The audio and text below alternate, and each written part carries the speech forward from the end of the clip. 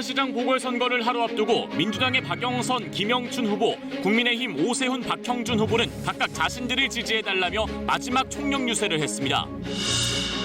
4.7 재보궐선거 사전투표율이 20%를 넘어서면서 최종 투표율에 관심이 쏠리고 있습니다.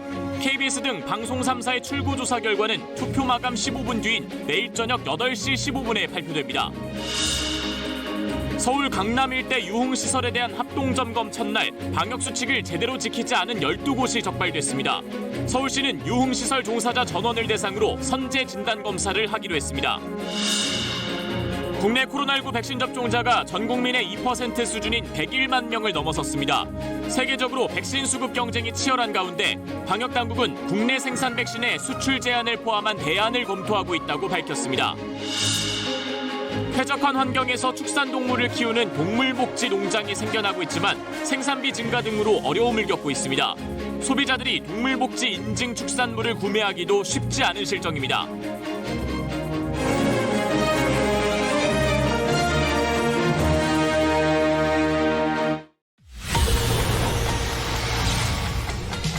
사실 재보궐선거를 하루 앞두고 주요 후보들이 서울과 부산 곳곳을 누비며 막한 지지를 호소했습니다. 민주당은 박빙 승부를, 국민의힘은 압승을 예상했습니다.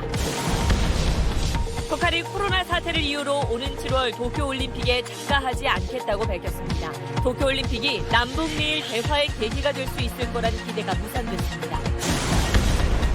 입주한 지 2달도 안 된 경기도 파주 공공임대 아파트 수도꼭지에서 일주일 가까이 흙탕물이 나오고 있습니다. 주민들은 부드러기와 복통 같은 증상을 호소하고 있습니다.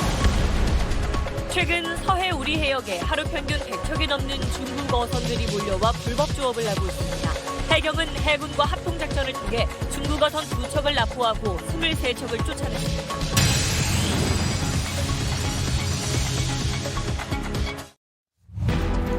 재보궐선거가 내일로 다가왔습니다. 민주당 박영선 서울시장 후보는 노회찬 버스로 불리는 버스에서 일정을 시작하며 진보층 결집에 주력했습니다.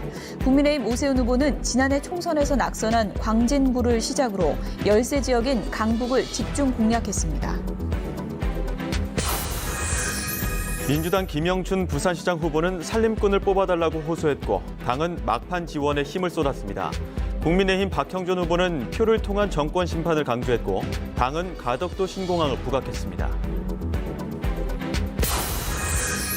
인천 어린이집과 전국 곳곳에 이른바 자매교회 관련 코로나19 감염이 연일 확산하고 있습니다.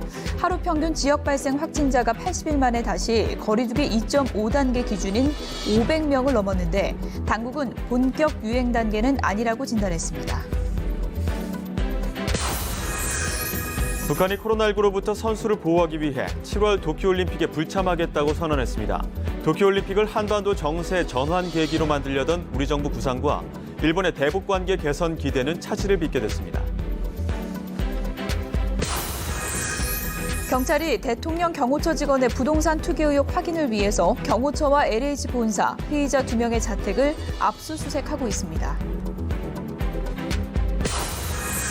박범계 법무부 장관이 선거를 앞두고 검찰이 김학의 전 법무부 차관 사건 관련 수사 피의 사실을 공표한 것으로 의심된다며 진상조사와 감찰 가능성까지 내비쳤습니다.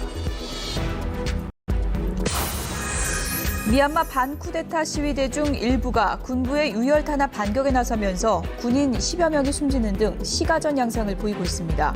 조희연 서울시교육감은 학생들의 세계 시민의식 함양을 위해서 학교에서 미얀마 민주화 투쟁을 교육하도록 하겠다고 밝혔습니다.